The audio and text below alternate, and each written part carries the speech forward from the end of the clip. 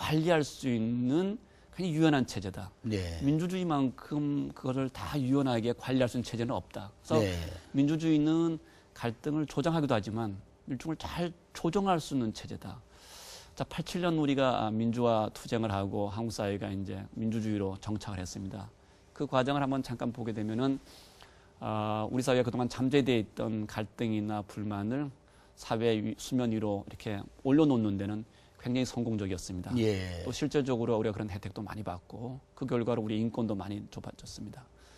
좀 더 아쉬운 것은 그 갈등을 이렇게 만들어내는 데는 분출시키는 데는 우리 인권을 요청할 수 있는 데는 굉장히 기여를 했지만 네. 분출된 갈등을 어떻게 조정을 하고 관리하고 갈등이 생겼을 때 어떻게 우리가 합의를 만들어내느냐 하는 부분에서는 우리가 그동안 조금 좀 소홀했던 것이 아닌가 생각합니다. 네. 그런 의미에서 뭐 어떤 학자는 당시 민주주의는 반쪽의 승리다, 반쪽의 성공이다라고 얘기하는 것도 일면 타당성이 있다고 생각을 하고 또 많은 부분은 앞서 공정사회의 중요한 가치로서 우리가 법치주의를 얘기를 했는데 혹시 이런 과정 속에서 우리가 이 법치주의를 등한시하는 것은 아닌가 네. 하는 그런 우려도 동시에 있기 때문에 우리 이 87년 이후 진행되던 민주화 과정도 우리가 좀 냉철하게 좀 성찰적으로 좀 더 이렇게 좀 이 무언가를 만들어갈 수 있는 그런 고민을 해야 되지 않을까 그런 생각을 하고 있습니다. 참 불행한 기억입니다만 우리가 IMF 체제하에 있던 외환 위기 때가 오히려 대량 해고라든가 네. 또는 뭐 구조조정 네. 또는 신용불량자 색출 이게 오히려 공정의 문제를 더 양산하고 더 이 사회로 가는 길을 멀리한 게 아니냐 이런 시각들도 있습니다. 맞습니다. 어떻게 보십니까? 저도 뭐 엄선생님 말씀에 아주 정말 전적으로 동감을 하고 있습니다. 예. 저는 한국 현대사를 구분할 때 97년 외환위기 이전 사회와 외환위기 이후 사회라고 구분할 만큼 그 이전과 그 이후는 뭐 정말 모든 게 다 바뀌었다고 얘기해도 틀림이 없는 것 같습니다. 그동안 연구를 깊이 하셨군요. 그 대목에 대해서. 네. 제가 뭐 예. 그런 거 관련돼서 이제 한국사의 재구조화라는 책을 쓰면서 예. 97년 외환위기 이후 재구조화. 네. 네. 한국 사회가 완전히 새로운 모습으로 바뀌었다. 좋은 부분도 있지만 예. 불행하게도 오늘 공정과 관련된 부분은 대단히 안타까운 부분도 굉장히 많다. 예컨대 우리 사회가 97년 이후 모든 사람을 이 경쟁력을 갖춰야 된다. 그랬죠. 이렇게 몰아가고 있고 심지어 국가 경쟁적 맞습니다. 시작했으니까 예. 말이에요. 그래서 경쟁력을 갖추지 못하면은 다 이게 이 후미로 전락을 해야 되는 이런 부분도 있었고 또 과정 속에서 그 사회가 돈을 일반적으로 강조를 하는 예. 이런 부분도 사실은 좀 안타까운 걸로 많이 나타납니다. 근데 한국 사회에서는 좀 곤혹스러운 부분. 대박 사회 뭐 이런 맞습니다. 얘기도 그때부터 예. 많이 했던 것 그때 같아요. 나온 게 쪽박 아니면 대박. 글쎄 말이죠. 우리 사회가 완전히 이분법적으로 나눠지는 너 경쟁력 못 갖추면 쪽박이고 한 번 잘하면 대박하고 그 당시 그런 패턴이 그대로 유지가 많이 됐었습니다. 또 서구 사회, 서구 선진 자본주의하고 비교를 해보게 되면 우리가 97년 이후부터 계층의 상승 이동이 거의 정체 상태로 됩니다. 우리가 그동안 경제 발전하면서 많은 사람들한테 일반 서민들한테 희망을 줬던 것은 내가 열심히 일하고 그러면은 계층 상승하동 이동할 수 있다. 내가 지금 고생하더라도 내 다음 세대는 공부 열심히 하면 될 수 있다. 네.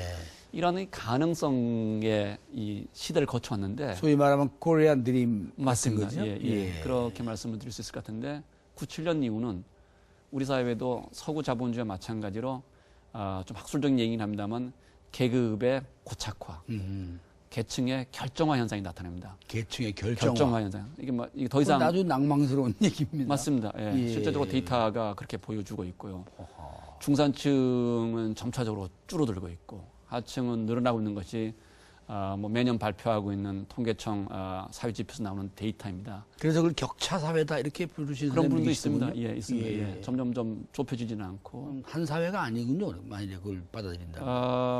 뭐 아주 거칠게 얘기한다 그런다면 그런 표현도 예. 그리 틀린 말은 아니라고 생각을 네. 하게 됩니다. 예. 그러니까 결국은 근래 들어서 이제 뭐 개천에서 용나는 사회를 만들어야 된다는 얘기를 많이 하는데 그건 역설적으로 개천에서 용나기가 굉장히 어렵기 때문에 하는 얘기 아닌가 그런 생각을 하게 됩니다. 네. 이제는 개천에서 용나는 것이 과거 한 20년, 30년 전에 비해서 정말로 어려운 시절로 들어가시는 것이 아닌가. 이제 다시 돌아와서 97년 외환위기 이후 네. 한국 사회 구조조정 이런 일련의 과정들이 공정의 문제를 더 본격적으로 우리 사회의 중요한 화두로 만들게 되는 큰 배경이라고 저는 생각을 합니다.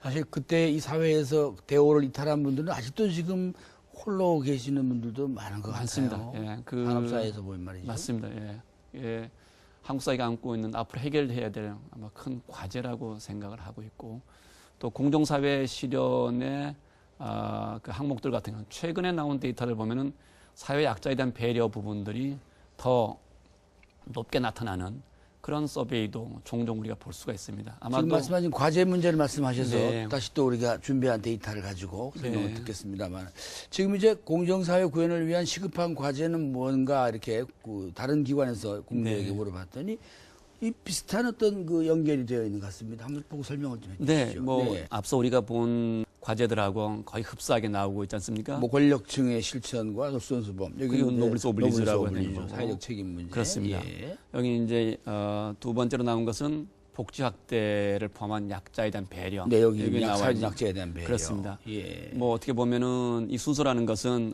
그 당시 어떤 좀 상황들, 경제 지표나 어떤 중요한 무슨 사건들이 터졌을 때 네. 좀 반영이 되긴 합니다만은 역시 복지 확대를 위한 사회적 약자된 배려가 역시 공정사회 구현이라는데 굉장히 시급한 과제라는 네. 우리 국민들이 의식을 하고 있는 것 같고요. 이건 조금 자세히 설명 좀 해주시죠. 그다음에 엄정한 공평한 법 집행. 이건 예. 앞서도 말씀드렸듯이 우리 국민들이 생각하고 있는 좀 이 공공기관에 대한 피해 의식.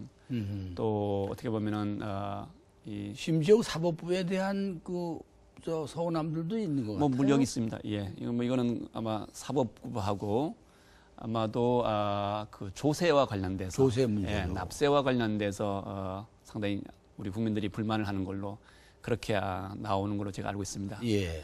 그다음에 이제 사회적 특권 폐지는 아마도 1순위 나왔던 노블리스 오블리주하고도 이제 같은 맥락인데 질문 항목은 다르긴 합니다만은 이게 좀 1순위하고 4순위를 한번 같이 합쳐놓으면은 약 한 40% 정도가 우리 국민들이 이제 그 사회 상류층이나 사회 지도층들이 좀 사회에 대한 솔선수범 이런 것들이 있어야 된다라는 이런 얘기도 설명을 할 수 있을 것 같습니다. 아까 말씀하신 그 사회적 계층의 결정화 같은 그런 반증 같은 그런 거라고도 반응이죠? 같은 맥락이라고 예. 볼 수가 있겠죠. 네. 그다음에 이제 이제 그 앞서는 질문 항목은 아니었습니다만은 대기업과 중소기업의 상생 문제도 네. 한국 사회에서는 동반성장 얘기 나면서 아마 우리 국민들이 중요하게 인식을 하고 있는 것 같고 또 흥미로운 것은 앞서 말씀드린 우리 국민들은 공정에 대한 국민의식 개선은 그렇게